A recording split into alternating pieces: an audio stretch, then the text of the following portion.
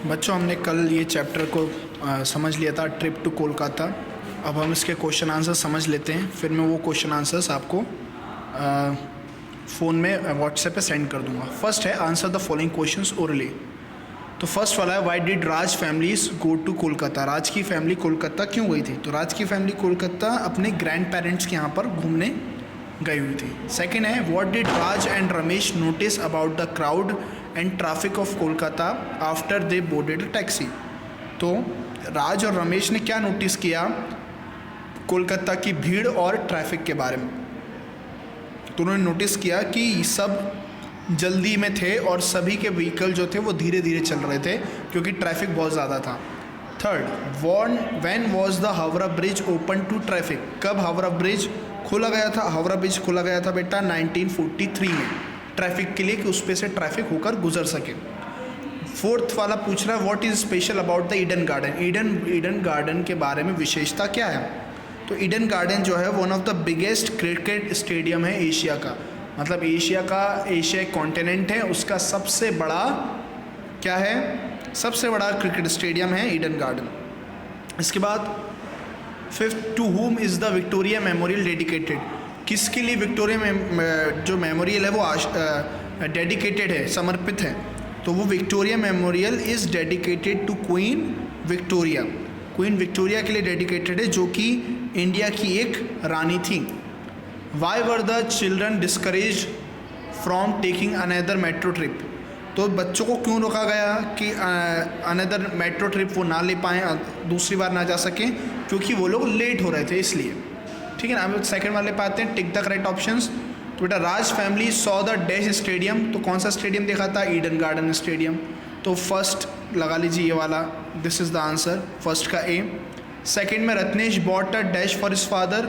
तो क्या लिया था? वॉकिंग स्टिक ली थी, मैंने पढ़ाया भी था आपको। थर्ड में क्या है? Meeta and Ratnesh went to dash for shopping. वो कहाँ गए थे? New Market. ठीक है ना, तो न्यू मार्केट पे टिक लगा लो।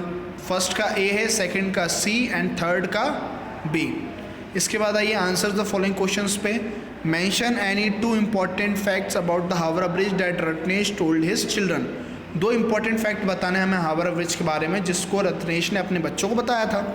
तो हावड़ा ब्रिज का पहला है कि वो हगली रिवर पे बना हुआ है और वो 1943 में खोला गया था और उसको ऑफिशियली क्या कहा जाता है? रविंद्र सेतु कहा जाता है। ठीक है ना। Second, when was Eden Garden establish and which important matches are played there. तो ईडन गार्डन कब स्टैब्लिश हुआ था और कौन कौन से इंपॉर्टेंट मैचेस वहाँ पे खेले जाते हैं? तो ईडन गार्डन स्टैब्लिश हुआ था 1864 में और इंटरनेशनल क्रिकेट मैच और इंडियन प्रीमियर लीग वहाँ पर खेले जाते हैं। इसके बाद थर्ड वाला, व्हाट डिड ग्रैंड माँ prepare for lunch on the first day of Raj stage इन कोलकाता।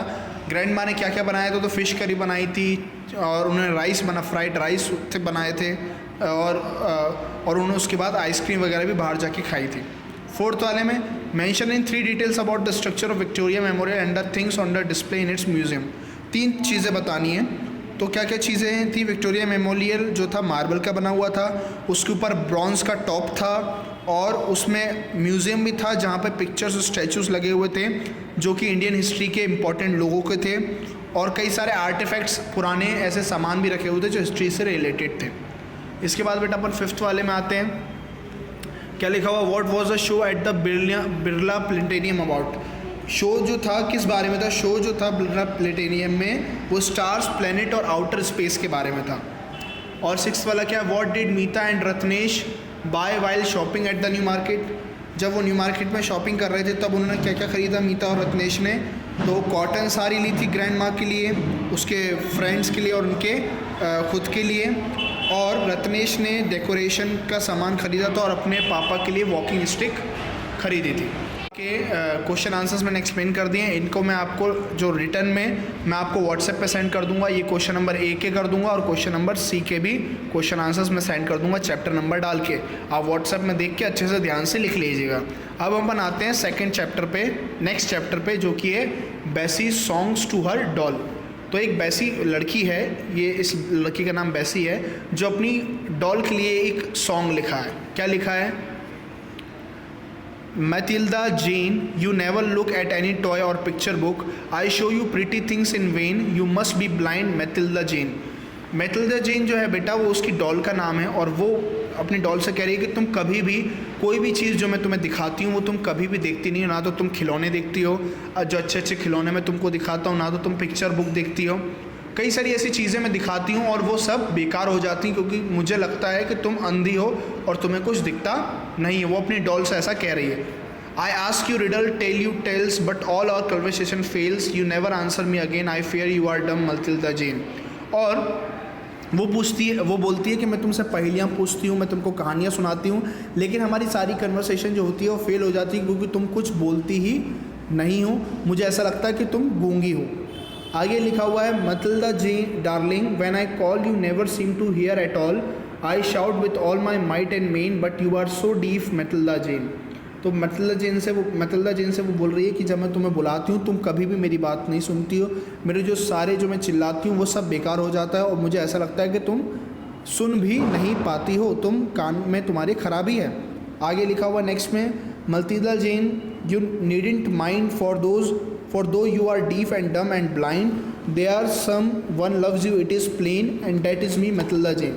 और वो मतिल्दा जेन से लास्ट में बोलती है कि तुम इस सब बारे में मत सोचो कि तुम सुन नहीं पा रही हो, तुम बोल नहीं पा रही हो, तुम देख नहीं पा रही हो, तुम भले ही डीफ हो, डम हो या ब्लाइंड हो, लेकिन फिर भी तुम्हें एक कोई व्यक्ति है जो तुम्हें प्यार करता है और वो मैं हूँ।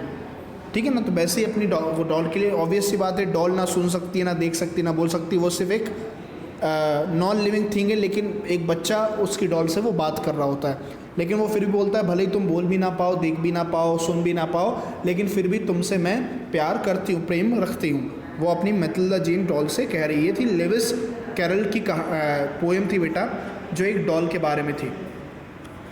इसके बाद इसमें क्या दिया हुआ है, इसके बाद दिया हुआ है इसमें वर्ड्स मीनिंग, तो आप इस अपनी कॉपी में लिख लीजिएगा और हम कल की क्लास में इसका क्वेश्चन नंबर A, B और C करेंगे। ठीक है ना। अब नेक्स्ट क्लास में मैं आपको इसमें करवाऊँगा।